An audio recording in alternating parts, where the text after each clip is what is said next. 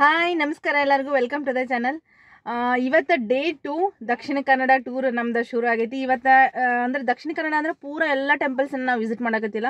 ಅಂದ್ರೆ ಹೊರನಾಡು, ಶೃಂಗೇರಿ ಇವೆಲ್ಲ ನಾವು ವಿಸಿಟ್ ಮಾಡಕತ್ತಿಲ್ಲ. ಅನ್ನೋಕ್ಕೆ ಮೇನ್ ಏನಂದ್ರೆ ನಮ್ದು ಧರ್ಮಸ್ಥಳಕ್ಕೆ ಬರೋದಿತ್ತು. ಆಮೇಲೆ ಮತ್ತು ಇಲ್ಲಿ ಸೂರ್ಯನಾರಾಯಣ ದೇವಸ್ಥಾನ ಇವೆಲ್ಲ ವಿಸಿಟ್ ಮಾಡಿ ಆಮೇಲೆ ಮೇನ್ ನಮ್ಮದು ಈ ಟ್ರಿಪ್ಪಿಂದ ಮೇನ್ ಪಾರ್ಟ್ ಅಂದ್ರೆ ಉಡುಪಿಗೆ ಹೋಗ್ಬೇಕಿತ್ತು. ಯಾಕಂತಂದ್ರೆ ಇವ್ರಿಗೆ ನಾವೆಲ್ಲ ಬೀಚಿಗೆ ಕರ್ಕೊಂಡು ಹೋಗ್ಬೇಕಿತ್ತು. ಹೀಗಾಗಿ ಸೊ ಉಡುಪಿ ಪ್ಲ್ಯಾನ್ ಮಾಡೀವಿ. ಇಲ್ಲಿಂದ ಇವತ್ತಿಂದ ಡೇ 2 ಏನಂತಂದ್ರೆ ಸೊ ನಾವು ಇವಾಗ ಬೆಳಗ್ಗೆ ಇಲ್ಲಿ ಫಸ್ಟ್ ಸೂರ್ಯನಾರಾಯಣ ದೇವಸ್ಥಾನ ನೋಡಿಕೊಂಡು ಆಮೇಲೆ ಉಡುಪಿಗೆ ಟ್ರಾವೆಲ್ ಮಾಡ್ತೀವಿ. So let's not waste the time, will start the video. Shrirama ಕ್ಷೇತ್ರಕ್ಕೆ ಬಂದೇವು ನಾವು. ಇದು ಜಸ್ಟ್ 2 ಕಿಲೋಮೀಟರ್ಸ್ ಐತಿ ಇದು ಧರ್ಮಸ್ಥಳದಿಂದ. On the way to Suryanarayana ದೇವಸ್ಥಾನಕ್ಕೆ ನಾವು ಹೊಂಟಿದ್ವಿ. ಆ್ಯಕ್ಚುಲಿ ಅಲ್ಲಿ ಹೋಗುವಾಗ ಈ ದೇವಸ್ಥಾನಕ್ಕೆ ನಾವು ಇಲ್ಲಿ ಬಂದ್ವಿ. ಇದು ಒಂಥರ ಚಂದ ಇತ್ತು. ನಾವು ಮುಂಚೆ ಬಂದಾಗೂ ಬಂದಿದ್ವಿ ಇಲ್ಲಿ, ಹಾಗಾಗಿ ಒಂದ್ಸರಿ ಇಲ್ಲಿ ವಿಸಿಟ್ ಮಾಡೋಣ ಅಂತಂದು ಬಂದ್ವಿ. ಹೋಗೋಣ ಒಳಗಡೆ. ಹಾಂ ಇನ್ನೂ ಇಲ್ಲ ನಾನು ಕಾರ್ ತಗೊಂಡಪ್ಪ ನಿಂದೆ.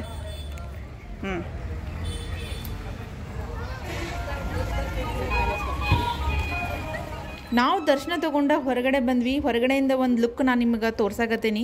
ಏನು ಕಾಣತ್ತೈತಲ್ಲ ರೀ ಈಗ ಹೊರಗಡೆ ಮರೂನ್ ಮತ್ತು ಗೋಲ್ಡನ್ ಕಲರ್ ಇದೇ ಥರ ಒಳಗಡೆ ಅಷ್ಟು ಹಿಂಗೆ ಚಂದಿತ್ತು, ಬ್ಯೂಟಿಫುಲ್ ಆಗಿತ್ತು ಟೆಂಪಲ್. ಸೊ ನೋಡಿಬಿಟ್ಟು ನಾವು ಹೊರಗಡೆ ಬಂದ್ವಿ. ಈಗ ನಾವು ಇಲ್ಲಿ ಸೂರ್ಯನಾರಾಯಣ ದೇವಸ್ಥಾನ ಟೆಂಪಲಿಗೆ ರೀಚ್ ಆದ್ವಿ. ನೋಡ್ರಿ ಇಲ್ಲಿ ಇದೇನು ಕಾಣತ್ತೈತಲ್ಲ ಇದೇ ಸೂರ್ಯನಾರಾಯಣ ದೇವಸ್ಥಾನ. ಈ ಟೆಂಪಲಿದ್ದ ಮೇನ್ ವಿಶೇಷತೆ ಏನು ಅಂತಂದ್ರೆ ಇಲ್ಲಿ ನಮ್ಗೆ ಏನಾದ್ರೆ ನಮ್ಗೆ ಬೇಡಿಕೆ ಇದ್ರೆ ನಾವು ಇದು ಬೇಡ್ಕೊಂಡ್ರೆ ನೋಡ್ರಿ ಇಲ್ಲಿ ಮಣ್ಣಿನ ಹರಕೆ. ಸೊ ಅಲ್ಲಿ ಒಂದು ಐಡಲ್ಸ್ ಇರ್ತಾವೆ, ಮಣ್ಣಿನ ಐಡಲ್ಸ್ ಇರ್ತಾವೆ. ಅದನ್ನು ನಾವು ಇಲ್ಲೇ ಇದು ಅಂದ್ರೆ ಹರಕೆ ತೀರಿಸ್ಬೇಕು. ಅಲ್ಲೆಲ್ಲ ಐತಂತದ. ಆಮೇಲೆ ಆ ಕಡೆ ಹೋದಾಗ ತೋರಿಸ್ತೇನೆ ನಾನು ನಿಮ್ಗೆ. ಸೊ ಇಲ್ಲಿ ನಾವು ಏನಾರು ಬೇಡ್ಕೊಂಡಿದ್ರೆ ನೆಕ್ಸ್ಟ್ ಟೈಮ್ ಅದು ಆದಾಗ ನಾವು ಇಲ್ಲಿ ಬಂದುಬಿಟ್ಟು ನಾವು ಮಣ್ಣಿನ ಹರಕೆನ ಅಂದ್ರೆ ಆ ಐಡಲ್ ನಮ್ದು ಯಾವ್ದು ಇರುತ್ತಲ್ಲ ಆ ಐಡಲ್ ನಾವಿಲ್ಲಿ ದೇವಸ್ಥಾನಕ್ಕೆ ಇದು ಮಾಡಬೇಕು. ಸೊ ನಾನು ನಿಮ್ಗೆ ತೋರಿಸ್ತೇನೆ ನಮಗೆ ಆ ಕಡೆ ಹೋದಾಗ. ನೋಡಿ ಇಲ್ಲಿ ಟೆಂಪಲ್ ಇದೆ. ಮೋಸ್ಟ್ಲಿ ಎಲ್ಲ ಟೆಂಪಲ್ ಒಳಗೂ ಒಳಗಡೆ ವಿಡಿಯೋ ಮಾಡೋಕೆ ಅಲ್ಲವಿರಲ್ಲ, ಹಿಂಗೆ ಹೊರಗಡೆಯಿಂದನೇ ತೋರಿಸ್ತೀನಿ ನಾನು ನಿಮಗೆ. ರೀ ಫೋಟೋ ವಿನ್ನೂಗೆ ಎಲ್ಲಿ ಹೋದ್ರೆ ಇದೊಂದು ನಾಯಿ ಮಾತ್ರ ಸಿಗುತ್ತೆ ಅಲ್ಲ ವಿನ್ನು? ಚಲೋ ಇಲ್ಗೋ.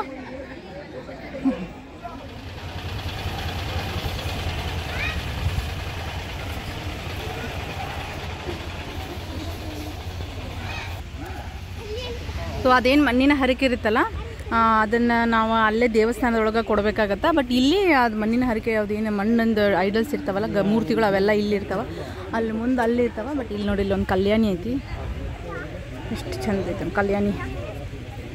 ನೀರಿನ ಹೊಂಡ ತೋರಿಸ್ತೀನಿ ಬರ್ರಿ ನಾನು ನಿಮ್ಗೆ ಅವು ಎಲ್ಲಿರ್ತಾವೆ ಅಂತ. ನೋಡ್ರಲ್ಲ ಅಲ್ಲಿ ಹಾಕಾರ ಎಲ್ಲ ಮಣ್ಣಿನ ಮೂರ್ತಿಗಳು ಕಾಣಕತ್ತಾವನ್ರಿ ಅಲ್ಲಿ. ಸೊ ಅಲ್ಲಿ ಹೋಗಿ ನಾವು ಮತ್ತೇನಾದರೂ ನಮ್ದು ಹರಕೆ ಇದ್ರೆ ಮತ್ತೆ ಬೇಡ್ಕೊಂಡು ಮತ್ತು ಇವಾಗ ಕೈ ಮುಗಿದು ಬರೋದು. ಡು ನಾಟ್ ಸಿಟ್ ಹಿಯರ್ ಅಂತ ಹೇಳ್ಯಾರ ನೋಡ್ರಿ.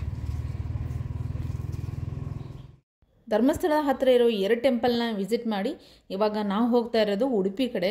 ಆ್ಯಕ್ಚುಲಿ ಏನು ಅಂದ್ಕೊಂಡ್ವಿ ಅಂತಂದ್ರೆ ಉಡುಪಿಗೆ ವಾಯ ಮಂಗ್ಳೂರು ಹೋಗೋಣ ಅಂತಂದು. ಮಂಗ್ಳೂರಿಗೆ ಯಾಕೆ ಹೋಗ್ಬೇಕಿತ್ತು ಅಂತಂದ್ರೆ ಅಲ್ಲಿಂದ ಐಸ್ ಕ್ರೀಮ್ ತಿನ್ಬೇಕಿತ್ತು ನಮಗೆ. ಬಟ್ ಇವಾಗ ಮಂಗ್ಳೂರಿಗೆ ಹೋಗಿ ಮತ್ತು ಅಲ್ಲೆಲ್ಲ ಐಸ್ ಕ್ರೀಮ್ ಹುಡುಕಿ ತಿಂದು ಹೋಗೋ ಅಷ್ಟೊತ್ತಿಗೆ ಲೇಟ್ ಆಗುತ್ತಂತ ಸೀದಾ ಉಡುಪಿಗೆ ಹೊಂಟೇವಿ. ಮತ್ತು ಯಾವಾಗಾದ್ರೂ ಮಂಗ್ಳೂರಿಗೆ ಸಪ್ರೇಟಾಗಿ ಹೋಗೋಣ ಅಂತ ಅಂದ್ಕೊಂಡು ಇವಾಗ ಸೀದಾ ಉಡುಪಿಗೆ ಹೊಂಟೇವಿ. ಇವಾಗ ಧರ್ಮಸ್ಥಳದಿಂದ ಇದು ಉಡುಪಿ ಡಿಸ್ಟೆನ್ಸ್ 106 ಕಿಲೋಮೀಟ್ರ್ ಐತಿ. 2.5 ಗಂಟೆ ಮೇಲೇನ ಆಯ್ತು ನಮಗೆ ಉಡುಪಿಗೆ ರೀಚ್ ಆಗಕ್ಕೆ. ಸೊ ನಾವು ಇವಾಗ ಉಡುಪಿಗೆ ರೀಚ್ ಆದ್ವಿ. ನೋಡ್ರಿ ಇಲ್ಲಿ ಉಡುಪಿ ಒಳಗೆ ನಮಗೆ ಫಸ್ಟ್ ಇಲ್ಲಿ ಉಡುಪಿ ಮಠಕ್ಕೆ ಹೊಂಟೇವಿ, ಕೃಷ್ಣ ಮಠಕ್ಕೆ. ಭಾಳ ಅಂದ್ರೆ ಭಾಳ ಸಿಕ್ಕಾಪಟ್ಟೆ ಟ್ರಾಫಿಕ್ ಇತ್ತು, ಭಾಳ ಜಾಸ್ತಿ ಜನ ಕ್ರೌಡ್ ಇತ್ತು. ಯಾಕಂದ್ರೆ ಮೋಸ್ಟ್ಲಿ ಹಾಲಿಡೇ ಸೀಸನ್ ಅಲ್ಲ ಮುಂಚೆ ಹೇಳೋದಂಗೆ, ಹೀಗಾಗಿ ಸ್ವಲ್ಪ ಜಾಸ್ತಿನೇ ಜನ ಇದ್ರು.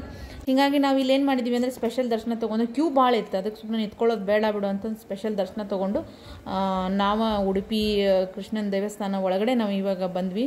ಇದೇನೈತಲ್ಲ ಇದು ಸ್ಪೆಷಲ್ ದರ್ಶನ ತೊಗೊಂಡ್ರೆ ಸೀದಾ ಒಳಗಡೆನೇ ಬಿಟ್ಬಿಡ್ತಾರೆ. ಇಲ್ಲೆಲ್ಲ ಖಾಲಿನೇ ಇತ್ತು, ಬಟ್ ಹಂಗೆ ನಾರ್ಮಲ್ ಕ್ಯೂ ಜಾಸ್ತಿ ಇತ್ತು. ಹೀಗಾಗಿ ನಾವು ಇಲ್ಲಿ ತೊಗೊಂಡು ದರ್ಶನ ಮುಗಿಸ್ಕೊಂಡು ನಾವು ಬಂದ್ವಿ. ಇವಾಗ ನಾವಿರೋದು ಮಲ್ಪೆ ಬೀಚ್ನಾಗ.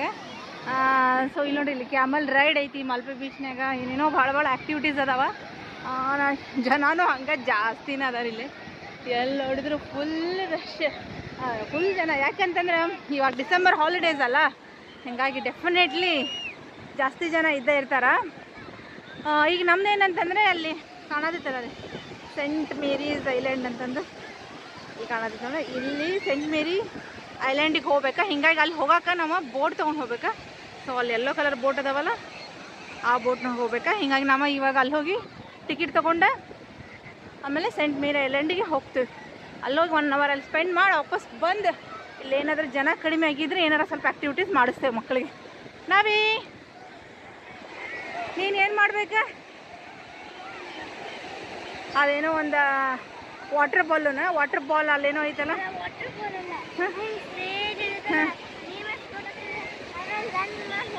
ಓಕೆ ಸರಿ, ಅದನ್ನ ಮಾಡ್ಬೇಕಂತ. ಅಲ್ಲಿ ಹೋಗಿ ಐಲ್ಯಾಂಡಿಗೆ ಹೋಗಿ ವಾಪಸ್ ಬಂದು ಮಾಡೋಣ. ಹಾಂ ಚಲೋ, ಐಲ್ಯಾಂಡ್ಗೆ ಹೋಗಿ ಟಿಕೆಟ್ ತೊಗೊಂಡು ಐಲ್ಯಾಂಡ್ಗೆ ಹೋಗಿ ಬರೋಣ ಬಾ.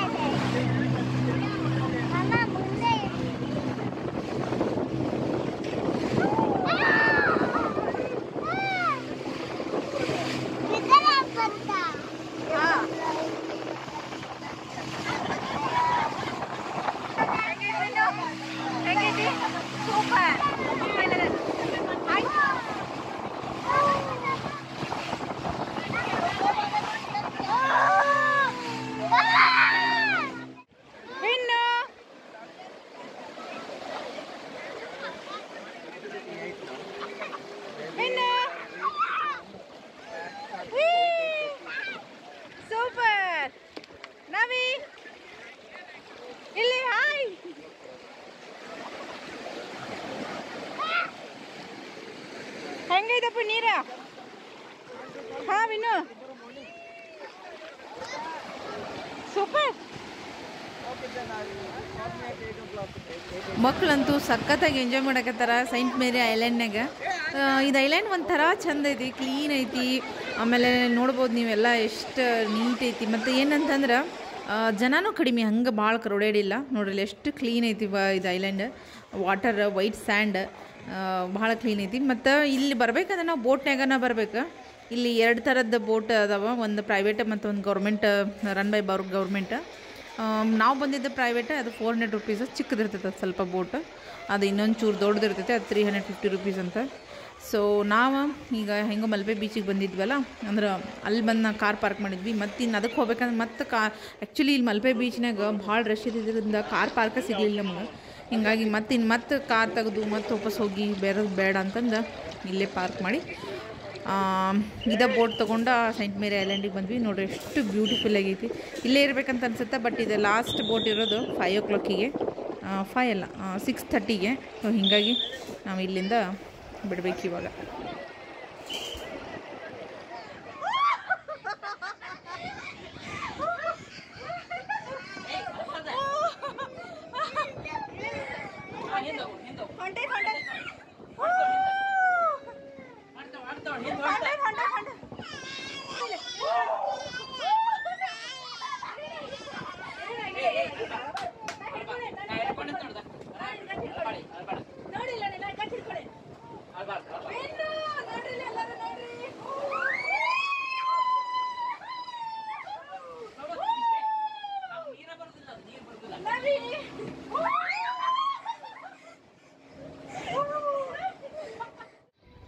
ಮಲ್ಪೆ ಬೀಚ್ನಾಗ ಈ ಥರದ ಆ್ಯಕ್ಟಿವಿಟೀಸ್ ಅಂತೂ ಸೂಪರಾಗಿದ್ದಾವೆ ರೀ.